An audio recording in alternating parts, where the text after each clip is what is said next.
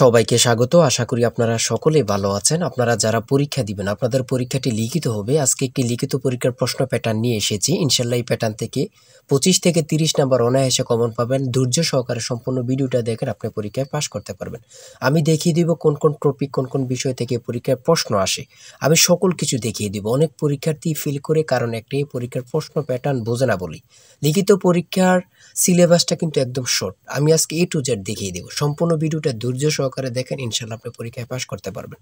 তার আগে বলে রাখি, আপনারা যারা পরীক্ষা দিবেন আপনাদের জন্য শর্ট করে একটি চূড়ান্ত সাজেশন তৈরি করা হয়েছে। পরীক্ষার প্রশ্ন প্যাটার্ন যেমন থাকবে সেম প্যাটার্নে আমাদের সাজেশন উল্লেখ করেছি। ইনশাআল্লাহ আমাদের সাজেশনটি পড়ে পরীক্ষা দিতে গেলে আপনি উত্তীর্ণ হয়ে যাবেন। আমাদের সাজেশনটি প্রত্যেকটি প্রশ্ন ব্যাখ্যা ও সমাধান সহ সাথে পেয়ে যাবেন।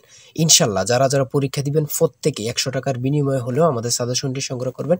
100% শিওর আপনি পরীক্ষায় পাস করবেন। এই চূড়ান্ত স্পেশাল শর্ট সাজেশনটি নিতে স্ক্রিনে দেওয়া হোয়াটসঅ্যাপ নাম্বার রয়েছে, ইমো নাম্বার রয়েছে। দুটোর মধ্যে যে কোনো একটি মেসেজ করে সাজেশনটি সংগ্রহ করুন। সাজেশনের মূল্য মাত্র 100 টাকা। আমি বলি অবশ্যই প্রত্যেকে 100 টাকা দিয়ে হলে আমাদের সাজেশনটি সংগ্রহ করবেন।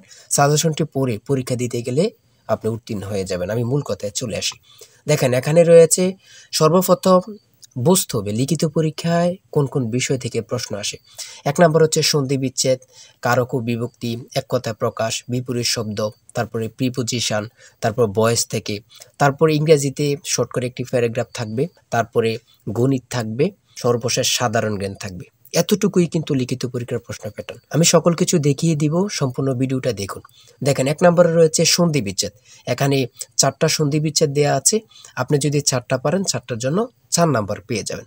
তারপরে 2 নম্বরে কি রয়েছে, কারক ও বিভক্তি নির্ণয় করুন। এখানে 4টি দেওয়া আছে, 4টার জন্য 4 নাম্বার। ঠিক আছে, এই প্রত্যেকটি প্রশ্নের ব্যাখ্যা ও সমাধান সহ আমাদের সাজেশনে পেয়ে যাবেন।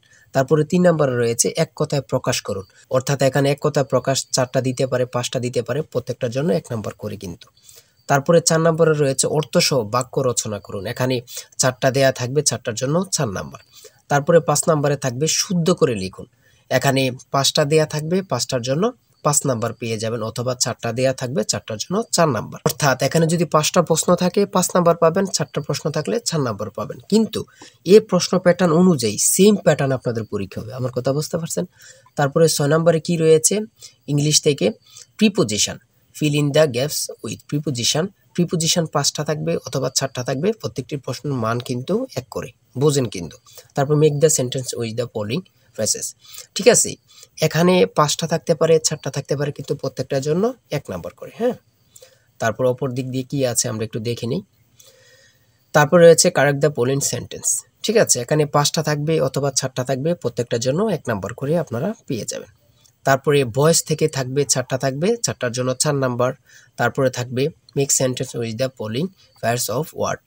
এখানে 3টা থাকতে পারে, 4টা থাকতে পারে, 5টা থাকতে পারে, প্রত্যেকটি প্রশ্নের জন্য কিন্তু 1 নাম্বার। এটা বুঝতে হবে।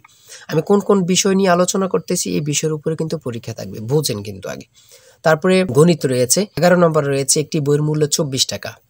এই মূল্যে বই তৈরির ব্যয় 80%, বাকি মূল্যে সরকার ভূতুর্কি দিয়ে থাকেন। ভূতুর্কি কত?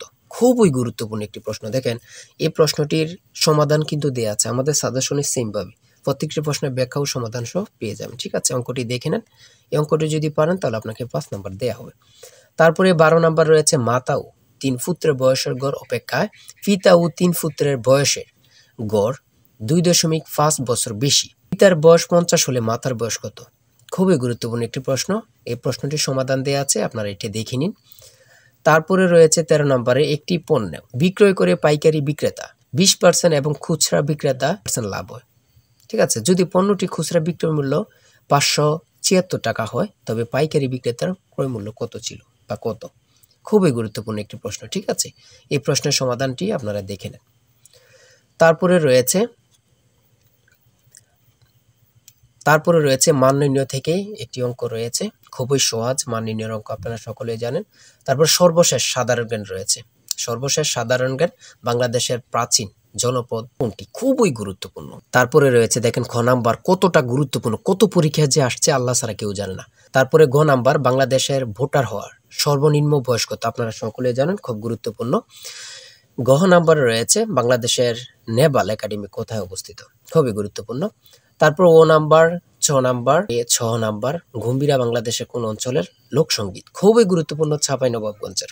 ঠিক আছে, এমনভাবে প্রত্যেকটি প্রশ্ন কিন্তু খুবই গুরুত্বপূর্ণ। আমি আশা করি আমাদের সাজেশনটি প্রত্যেকে সংগ্রহ করবেন, ইনশাআল্লাহ আপনি পরীক্ষায় পাস করবেন। সর্বশেষ যে প্রশ্নটি রয়েছে, জাতিসংঘ দিবস কবে পালন করা হয়? 24 অক্টোবর। খুবই একটি গুরুত্বপূর্ণ প্রশ্ন উত্তর। আমি বলি অবশ্যই প্রত্যেকে আমাদের সাজেশনটি সংগ্রহ করবেন। যারা পরীক্ষা দিবেন প্রত্যেকে সাজেশনটি সংগ্রহ করবেন। আর হ্যাঁ, অবশ্যই চ্যানেলটি সাবস্ক্রাইব ও পেজটি ফলো দিয়ে রাখবেন। যে কোনো তথ্য দেওয়ার সাথে সাথে আমরা ভিডিও আপলোড দিয়ে রাখবো। আপনি যদি চ্যানেলটি সাবস্ক্রাইব ও পেজটি ফলো দিয়ে রাখেন, ভিডিও আপলোড দেওয়ার সাথে সাথে চলে যাবে আপনার কাছে নোটিফিকেশন। সবাই ভালো থাকবেন, সুস্থ থাকবেন। আল্লাহ হাফেজ।